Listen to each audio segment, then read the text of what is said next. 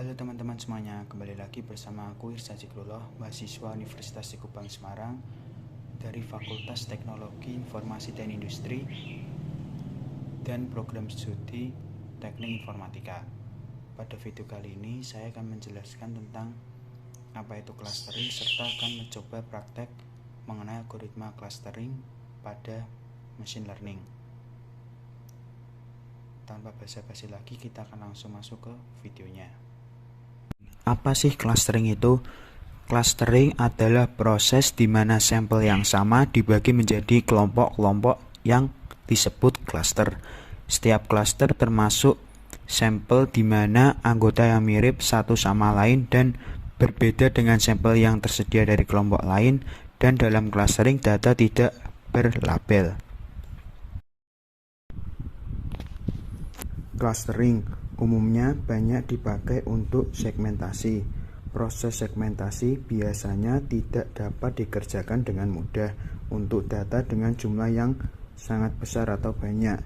Oleh karena itu, dibutuhkan pendekatan analitis untuk membagi data tersebut menjadi bagian-bagian yang lebih kecil berdasarkan kemiripan dari karakteristiknya.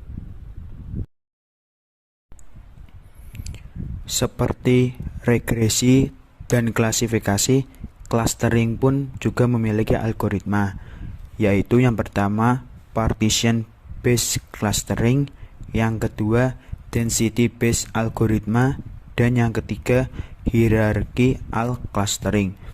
Itu adalah 3 algoritma yang dimiliki oleh clustering. Oke, di sini kita masuk ke contoh yang terakhir, yaitu contoh dari clustering. Contoh dari clustering di mana web mining, analisa database spasial digunakan dalam metode mengidentifikasi taksonomi dalam bidang biologi. Oke, setelah tadi di awal kita membahas program regresi, kemudian program klasifikasi, sekarang saya akan melanjutkan ke program selanjutnya, yaitu tentang clustering. Sama seperti program regresi dan klasifikasi, di sini saya masih menggunakan Kaggle untuk membuat program clustering ini. Oke, sekarang kita langsung masuk ke videonya saja. Di sini kita mengimport warnings.filter warnings ignore. Kemudian mengimport package, yaitu import nampi as np, import nampi as bd. Kemudian kita masukkan data, import matplotlib.bpilot as plt. Kemudian import seaborn as sns, lambang persen matplotlib inline from matplotlib.bpilot import xtext. Kemudian data reading and understanding.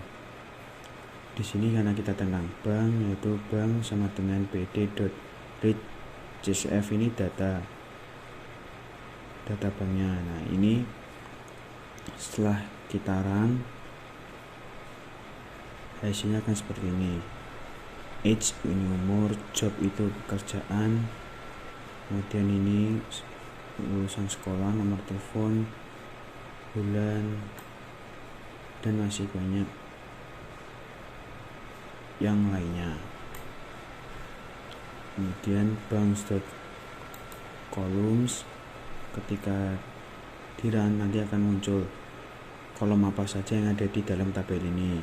Ada umur, job, marital, education, default, housing, loan, contact, month, day of week, duration, campaign, PDs, kemudian cons.conf.idx, report 3m, nr.employed, y, dtype sama dengan object.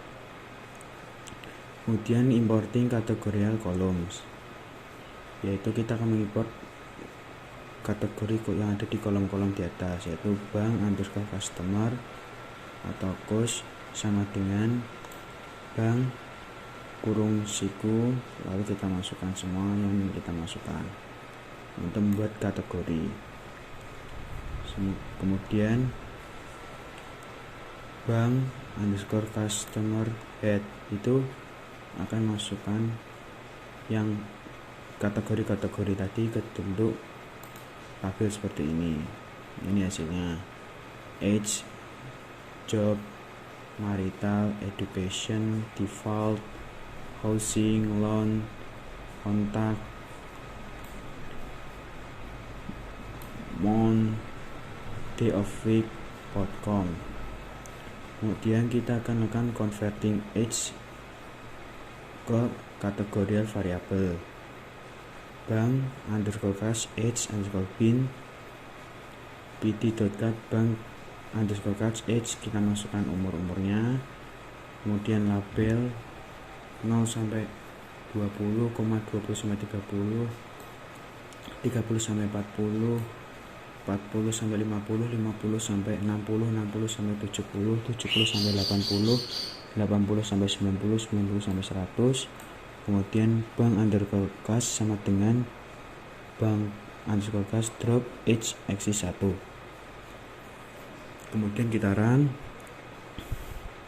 Setelah kita run, kita ketik bank underscore cost.head kurung buka kurung tutup, kemudian di run, lalu kolom atau tabelnya akan muncul seperti ini. Job HP-nya sekian, dari hostmate, services, admin, kemudian data inception, bank underscore cash dot shape, kemudian bank underscore cash dot describe. Kemudian setelah di run, ini akan muncul tabel seperti ini. Ada job, marital, education, default, housing, loan, kontak, month, day of week, outcome, age bin. Kemudian untuk info, bank underscore cash.info. Setelah dirun akan muncul informasi-informasinya tentang apa saja yang ada di dalam data itu, sampai memori usage pun juga ada. Kemudian data cleaning, kita akan mengecek value-nya. Bank underscore customer titik is 0 kurung buka kurung tutup titik sum kurung buka kurung tutup kali 100 garis miring bank underscore cash titik shape kurung siku buka kurung siku tutup 0. Kemudian setelah di run akan muncul datanya. Kemudian data sudah bersih. Kemudian model building. Kemudian pertama kita akan mengcopy datanya. Bank underscore cash underscore copy sama dengan bank underscore cash titik copy. Kemudian data preparation, from escalon import processing LE sama dengan preprocessing dot label anchor. Bank underscore cash sama dengan bank underscore cash dot apply kurung dalam kurung LE titik feed underscore transform. Kemudian bank underscore customer titik head. Setelah program ini dijalankan, hasilnya akan muncul tabel sebagai berikut. Ada job, material seperti yang di atas, education, default, housing, loan, kontak, month, day of week, outcome, age bin. 03 ini merupakan data-datanya.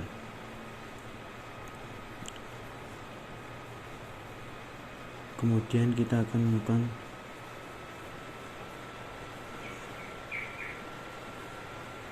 cluster Centroid DF,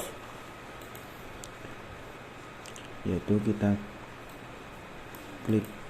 ketik program ini. Setelah dirun akan muncul hasilnya seperti ini: job, marital, education, default, housing, loan, kontak, month, day of week, outcome, age.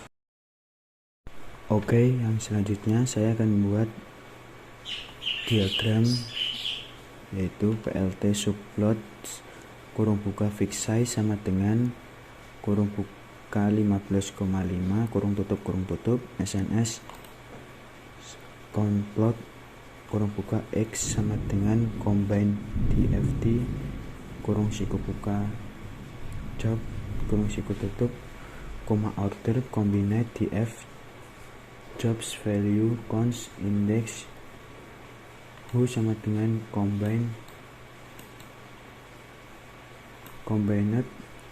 DF cluster prediction.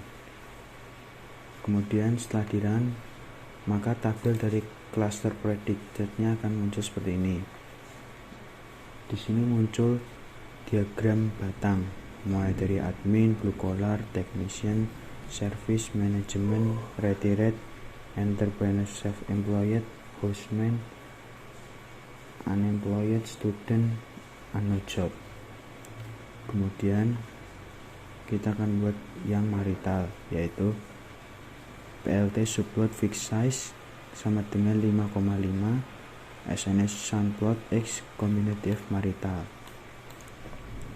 sama seperti yang job tadi, cuman yang kita ubah yaitu maritalnya. Kemudian setelah di run, maka muncul cluster predicted dari marital. Kemudian untuk education sama seperti job dan marital, di sini combined DF-nya kita ganti menjadi education. Dan setelah kita run, maka tabel diagram batang cluster predicted dari education akan muncul. Kemudian yang berikutnya default ini berbeda dengan yang marital, job, dan education, yaitu F,AX sama dengan PLT subplot 1,3 fixed size sama dengan 12,5 combined default. Yang tadi kalau marital, jobs, dan education cuman satu aja complotnya, di sini di default, ada housing, ada loan. Kemudian setelah di run, maka akan muncul ketiga diagram batang.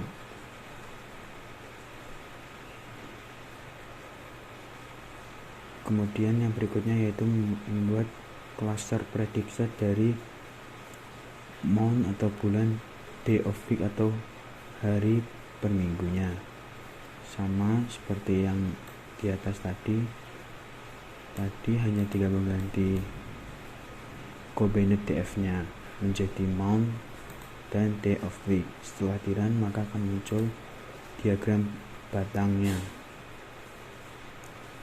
Kemudian selanjutnya itu membuat cluster prediction dari put count dan age_bin.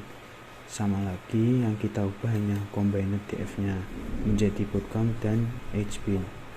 Setelah di run, maka akan muncul diagram batangnya. Oke, cukup sekian penjelasan saya mengenai program kelas.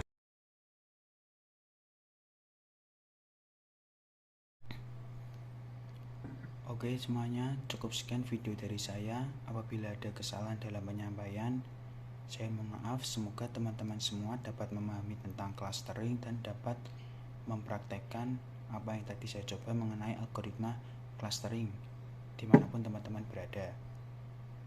Terima kasih, sampai jumpa di next videonya. Jangan lupa untuk subscribe channel saya dan like, komen video ini. Bye bye.